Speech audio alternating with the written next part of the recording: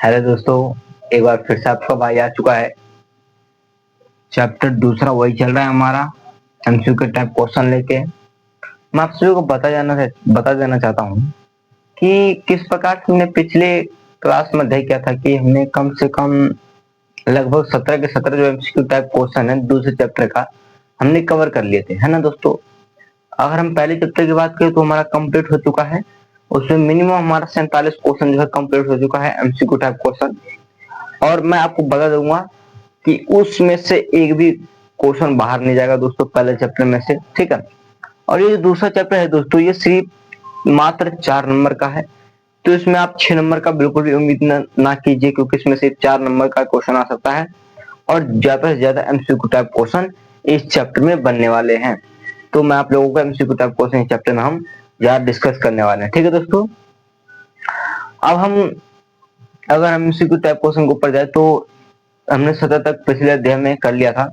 अब 18वां क्वेश्चन कहता है दोस्तों कि इंदिरा गांधी को किस निर्णय ने जनता के बीच लोकप्रिय बना दिया। मतलब कि इंदिरा गांधी ने ऐसा कौन सा कदम उठाया, कौन सा निर्णय लिया जो लोकप्रिय, मतलब कि जो जनता के लोकप्रिय हो गई इंदिरा गांधी, ठीक है। तो वह इंदिरा गांधी ने बैंकों का राष्ट्रीयकरण कर दिया गया। आपने सरकारी देखा है ना, सरकारी बैंक, उसका राष्ट्रीयकरण हो रखा है, सारा चीज का सारा, जो उसमें काम धंधा देखता सब कुछ सरकार देखती है। उसी प्रकार से इंदिरा गांधी ने यह निर्णय लिया कि हम बैंकों को राष्ट्रीयकरण करेंगे, ठीक है। इसलिए इंदिरा गांधी लोगों की नजर में ज्यादा से ज्यादा लोकप्रिय हो गई, ठीक है। ये हमारा 18 क्वेश्चन कंप्लीट। अब 19वां क्वेश्चन क्या है दोस्तों, इसी से रिलेटेड है। बैंकों का राष्ट्रीयकरण कब किया गया था, ठीक है। तो इंदिरा गांधी के तहत, इंदिरा गांधी के द्वारा 1969 में बैंकों का राष्ट्रीयकरण किया गया था, ठीक है। अब 20वां क्वेश्चन क्या है दोस्तों, 20वां, 1971 के भारत व पाकिस्तान युद्ध का मुख्य कारण क्या था दोस्तों। मतलब जो भारत का और पाकिस्तान का जो मुख्य कारण था, वो युद्ध होने की संभावना, वो क्या था। तो वह था बांग्लादेश का मुक्ति संग्राम। आप सभी देख रहे होंगे कि जब 1971 का युद्ध हुआ तो किस प्रकार से जो पाकिस्तान है वह बांग्लादेश पे अत्याचार कर रहा था, जिसके कारण से क्या हुआ कि हमारी भारतीय सेना, इंदिरा गांधी ने ऑर्डर दिया भारतीय सेना को कि जाके बांग्लादेश में आप लोग तहस नहस करके वहां के जो नागरिक है उनको आप सुरक्षित कीजिएगा, ठीक है। था फिर जो बांग्लादेश है उसको एक नया राष्ट्र निर्माण कर दिया गया था, कब, 1971 में ही बांग्लादेश बन के रेडी हुआ, ठीक है। अब देखिए दोस्तों, वही देखो आ गया ना, मैं भी वही बात आ गया ना 21वां क्वेश्चन में कि बांग्लादेश का गठन कब हुआ, 1971 में हुआ था, ठीक है। ये भी एमसीक्यू में आ सकता है क्वेश्चन, तो आप लोग गौर कीजिएगा, ठीक है। अब देखिए 22वां क्वेश्चन क्या है दोस्तों, इंदिरा गांधी से रिलेटेड है। इंदिरा गांधी को 1971 की जीत के बाद किस उपाधि से सम्मानित किया था, किस उपाधि से सम्मानित किया था इंदिरा गांधी को। तो क्या था वो, दुर्गा के नाम से इंदिरा गांधी को सम्मानित किया था, क्या, दुर्गा के नाम से। ये आप लोग ये सब सारी इसके आंसर है, ठीक दोस्तों, ठीक है। ये आंसर है, ये आंसर है, ये आंसर है, आप ध्यान से देखिएगा। मैं जिसको ऐसे गोला फाइक अंडरलाइन करूंगा समझ लीजिएगा वो आंसर है। तो 1971 में इंदिरा गांधी को दुर्गा के रूप में उपाधि दिया गया, ठीक है। अब 23वां क्वेश्चन क्या है दोस्तों, 23वां। अब जो हरित क्रांति है, हरित क्रांति का मुख्य रूप से किससे जुड़ी हुई थी, ठीक है। जो हरित क्रांति है वह मुख्य रूप से किससे जुड़ा हुआ था। तो किससे जुड़ा हुआ दोस्तों, कृषि से। किससे जुड़ा हुआ था हरित क्रांति, कृषि से। आप सभी को पता है जिस टाइम हमारा देश स्वतंत्रता में आया था, आजादी हुई थी, उस टाइम के 1 2 3 साल बाद क्या, उस टाइम से पूरा का पूरा जो हमारे देश की आर्थिक स्थिति थी वह बहुत ही ज्यादा कमजोर थी। और आर्थिक स्थिति में एक और आता है, वो कृषि था। और कृषि जो है, हरित क्रांति के बाद थोड़ा कृषि में 4 चांद लग गए, ठीक है।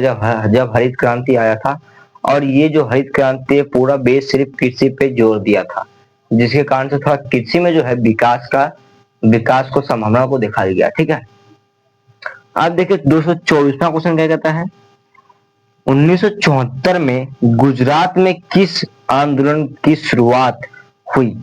1974 में गुजरात में कौन सा आंदोलन का शुरुआत हुआ पाकिस्तान और भारत के युद्ध के बाद जो 1974 में, तो वह था नवनिर्माण आंदोलन। क्या था? नवनिर्माण आंदोलन। ये मैंने थोड़ा सटा सटा कर लिखा है, मेरी बातों पर गौर कीजिएगा। ठीक है, क्योंकि इसमें आपको ठीक से अगर दिख नहीं रहा होगा तो मैं जो बोलूंगा आपको उसमें आप लोग समझ जाइएगा कि यही आंसर है। ठीक है, क्या है?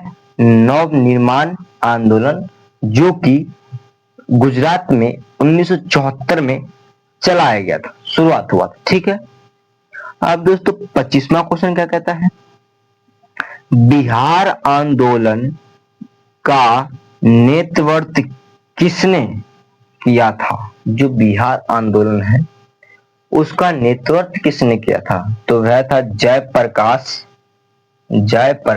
नारायण। कौन दोस्तों? जयप्रकाश नारायण ने बिहार आंदोलन का नेतृत्व किया था। ठीक है, अब देखिए हम 20 तक कंप्लीट हो चुका है।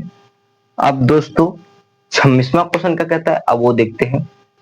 1974-75 में जो छात्र आंदोलन हुए थे वह किसके खिलाफ थे, वह था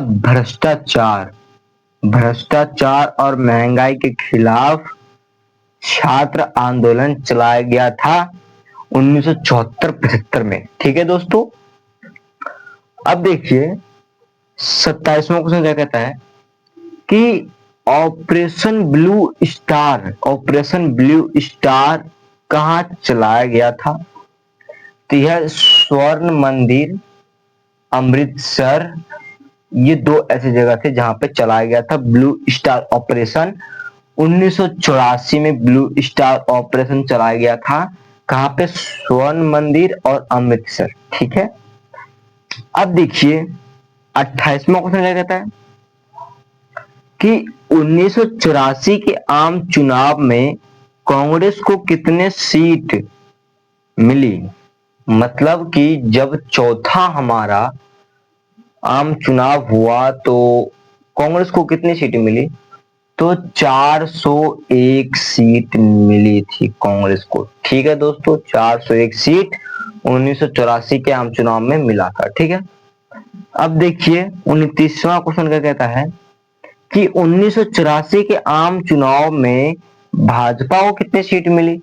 उस टाइम जो जनसंघ था दोस्तों, जिसका गठन 1951 में हुआ था, उसी जनसंघ में से एक पार्टी उभर कर निकली जिसका नाम था भारतीय जनता पार्टी। ठीक है दोस्तों, 1984 तक इसका अस्तित्व आ गया था भाजपा पार्टी का। तो उसने जो 1984 का जो आम चुनाव हुआ था उसमें भाग लिया था कौन? भारतीय जनता पार्टी। और जिसकी सीट कितनी आई थी हमारे दोस्तों, उसकी सिर्फ 3 सीटें आई थी। अब उन्होंने पहले जमीन से जो है काम करना शुरू किया दोस्तों, है ना, मतलब कि पहले उसने नींव अपनी बनाई। अब देखिए कहां पहुंचा हुआ है भारतीय जनता पार्टी और कहां कांग्रेस पार्टी, जरा सा भी लेवल मैच नहीं करता दोस्तों, है ना। अब देखिए जो हमारा 30वां क्वेश्चन वो क्या कहता है, राजीव गांधी का जो प्रमुख नारा था वह कौन सा था, प्रमुख नारा क्या था, तो वह था 21वीं सदी का भारत। 21वीं सदी का भारत, यह उनका प्रमुख नारा था। ठीक है, किसका? राजीव गांधी का। ठीक है दोस्तों, उसके बाद 31वां क्वेश्चन क्या कहता है कि राजीव गांधी का हत्या किस संगठन के द्वारा किया गया था, किस संगठन ने की थी। ठीक है, वह था लिट्टे एक संगठन है जो श्रीलंका में एक इनका संगठन था दोस्तों। ठीक है, उन लिट्टे के संगठन के एक व्यक्ति था जो कि सोल्जर था भारतीय सेना में। ठीक है, और उनकी हत्या कैसे हुआ कि जो वो सोल्जर था ना, तो परेड ने तो परेड जो सैनिक को सलामी देते हैं, तो ऐसे एक होते है शस्त्र सलामी जो ऐसे सीधा रहता होता है, ठीक है। तो क्या हुआ कि उस सोल्जर के सामने से राजीव गांधी गुजर रही थी, तो उसने क्या किया कि जो वो बंदूक होती है उसको पकड़ा, और जो भट्टा वाला साइड नहीं होता, लकड़ी वाला साइड जो पकड़ते जिधर से, उधर से पकड़ा दिया, मुंह पे इतना तेज मारा कि उनका पूरा फट गया। उसके बाद उनकी मौत हो गई, ठीक है दोस्तों, वहीं पे राजीव गांधी की। अब देखिए दोस्तों, 32वां क्वेश्चन क्या कहता है कि एक दलीय प्रभुत्व का युग लगभग कितने वर्ष तक चला था। अब दोस्तों, ये जो एक दलीय प्रभुत्व का युग है, ये तब माना जाता है कि जब राजीव गांधी की जो हत्या हो गई थी, उसके बाद जो एक दलीय का प्रभुत्व था, युग था, वह समाप्त हो गया था। वहीं तक इसका प्रभुत्व बना है जब तक राजीव गांधी जिंदा थी। और राजीव गांधी कब मर गया आपको पता ही है, कब उनका देहांत हो गया, है ना। तो मतलब कि कम से कम 30 वर्ष तक इनका प्रभुत्व चला, ठीक है, 30 वर्ष तक, ये याद रखिएगा, चला था उनका प्रभुत्व। अब हमारा 33वां क्वेश्चन क्या करें दोस्तों कि जो एक दलीय प्रभुत्व का युग किसको, मतलब कि जो एक दलीय प्रभुत्व का युग किसकी हत्या तक माना जाता है, ठीक है। मतलब अभी मैंने आपको बताया ना कि जब राजीव गांधी का जो हत्या हो गया तो एक दलीय जो है प्रभुत्व का दौर समाप्त हो गया था। उसके बाद जो है फिर कांग्रेस में जो है थोड़ी अनपढ़ होने लगी, अनपढ़ होने के कारण जो है कांग्रेस में से बहुत सारे ऐसे संगठन अलग अलग होकर निकले।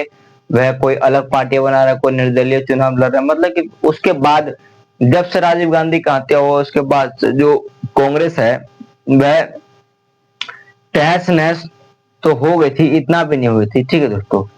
मतलब कि उनमें से जो पार्टी उभर कर आने लगे थे बाहर, ठीक है। अब ये आप सोच लीजिए कि जो पहले हमारा देश आजाद हुआ तो उसके बाद पार्टी थी कहाँ ज्यादा।